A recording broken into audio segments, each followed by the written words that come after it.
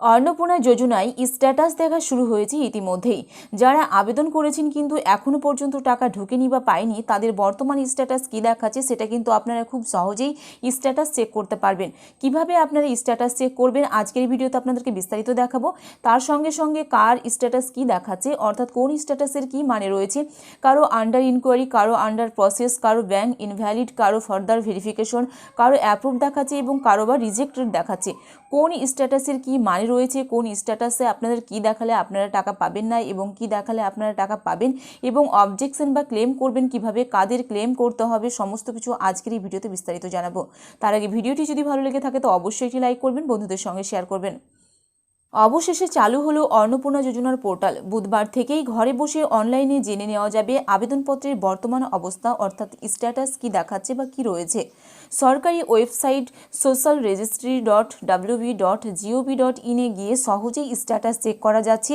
শুধু তাই নয়, কোনো কারণে আবেদন বাতিল হয়ে থাকলে পুনরায় আবেদনের সুযোগও থাকছে।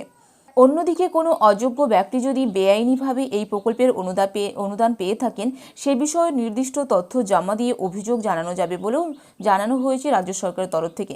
কিভাবে আপনারা আপনাদের স্ট্যাটাস চেক করবেন, প্রথমেই পশ্চিমবঙ্গ সরকারের সামাজিক রেজিস্ট্রি পোর্টাল socialregistry.wb.gov.in-এ গিয়ে ক্লিক করতে হবে।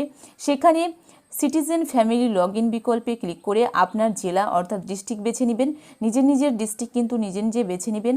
আবেদন করার সময় যে মোবাইল নম্বরটি আপনারা ব্যবহার করেছিলেন বা দিয়েছিলেন সেটি কিন্তু সেখানে লিখতে হবে। তারপর আপনার মোবাইলে যে একটি 6টি সংখ্যার ওটিপি বা কোড নাম্বার আসবে সেটি কিন্তু সঠিকভাবে ওখানে লগইন করতে হবে। এরপর স্ক্রিনে নতুন একটি পেজ খুলবে। সেখানে বেনিফিশিয়ারি স্ট্যাটাস ডিটেলস বিভাগের অধীনে আপনার নামের পাশে আবেদনপত্রের বর্তমান অবস্থা আপনারা দেখতে পারবেন। অ্যাপ্রুভড ও মানে হচ্ছে অনুমোদিত, আপনার আবেদন সফল হয়েছে, আপনি ইতিমধ্যেই টাকা পেয়েছেন অথবা খুব দ্রুতই আপনার অ্যাকাউন্টে টাকা পৌঁছে যাবে। যদি আপনাদের স্ট্যাটাস অ্যাপ্রুভড দেখা যায় তাহলে কোনো সমস্যা নেই, কারণ আপনারা টাকা পেয়েছেন, না হয় আপনাদের খুব তাড়াতাড়ি টাকা ঢুকে যাবে, এটা নিয়ে কোনো সমস্যার কিছু নেই।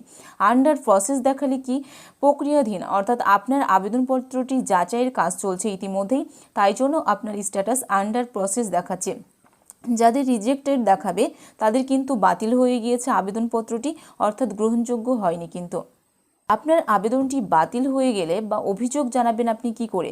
পোর্টালটি খোলার পর ওপরের দিকে অবজেকশন বা ক্লেম নামে একটি বিকল্প পাবেন আপনি। সেখানে ক্লিক করলে দুটি সুযোগ আসবে। পুনরায় আবেদন অর্থাৎ ক্লেম মানে হচ্ছে পুনরায় আবেদন করা। আপনার আবেদন বাতিল হয়ে থাকলে প্রয়োজনীয় সঠিক তথ্য বা নথি আপলোড করে আবার নতুন করে নিজের দাবি জানাতে পারবেন আপনি, অর্থাৎ ক্লেম করতে পারবেন। অবজেকশন অর্থাৎ অভিযোগ দায়ের করবেন কি করে। কোনো অযোগ্য ব্যক্তি যদি এই প্রকল্পের সুবিধা পেয়ে থাকেন তবে উপযুক্ত প্রমাণ ও সঠিক তথ্য প্রদান করে সরকারের কাছে লিখিত অভিযোগ জানানো যাবে। রাজ্য সরকার দুটি অপশন চালু করেছে, যা একটি ক্লেম এবং একটি অবজেকশন। যদি কারোর বিরুদ্ধে আপনার কিছু বলার থাকে বা অভিযোগ করার থাকে তাহলে আপনি অবজেকশন করতে পারবেন, এবং আপনার যদি আবেদন বর্তমানে বাতিল হয়ে যায় তাহলে আপনি পুনরায় আবার আবেদন করতে পারবেন। সমস্ত তথ্য ও নথিপত্র আপলোড করে আবার আপনি কিন্তু নিজের দাবি জানাতে পারবেন। রাজ্য সরকারের তরফ থেকে ইতিমধ্যেই পোর্টাল চালু করা হয়েছে, অর্থাৎ স্ট্যাটাস চেক করা। অনেকের কিন্তু টাকা ঢুকেছে, অ্যাপ্রুভড হয়েছে, অনেকে ঢুকেনি। তো অনেকের under process, under inquiry, approved, rejected বা ফার্দার ভেরিফিকেশন, ব্যাঙ্ক ইনভ্যালিড এই সমস্ত দেখাচ্ছে। তো যাদের ফার্দার ভেরিফিকেশন দেখাচ্ছে তাদের আবার নতুন করে ভেরিফিকেশন করছে, তারপরেই ভেরিফিকেশন কমপ্লিট হলেই আপনাদের অ্যাকাউন্টে এই প্রকল্পের টাকা চলে আসবে। এবং যাদের আন্ডার প্রসেস বা আন্ডার ইনকোয়ারি দেখাচ্ছে তাদের এখনও প্রক্রিয়াধীন চলছে।